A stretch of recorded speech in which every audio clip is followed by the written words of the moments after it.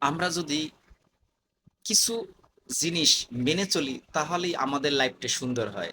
যেমন বর্তমান বাজারে আপনার সয়াবিন তেল, তারপরে আপনার অ্যালকোহল জাতীয় কত খাবার, কত অ্যালকোহল যুক্ত কত খাবার আছে। তারপরে ফাস্টফুড আইটেম খাবার, এগুলো উচিত আমাদের অ্যাভয়েড করা। সয়াবিন তেল এটা মারাত্মক ক্ষতি।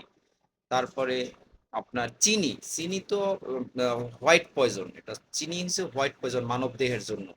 তারপরে আরো যেমন ফরমালিন, রাসায়নিক সার ইউজ করা হয়, রাসায়নিক আপনার প্রত্যেকটা আপনার ফসলের ভিতরে। তাহলে আমরা এগুলো একটু চেষ্টা করব। আর অতিরিক্ত রাত জাগা থেকে আমরা বিরত থাকব। তারপরে আমরা অতিরিক্ত খাই, এই গলা পর্যন্ত খাই, এই খাওয়ার থেকে বিরত থাকবো। তিনের মানে এক পেটের মানে তিনের এক ভাগ খাবার, এক ভাগ পানি, এক ভাগ খালি রাখবো। তাহলে আমরা ইনশাল্লাহ সুস্থ থাকতে পারি।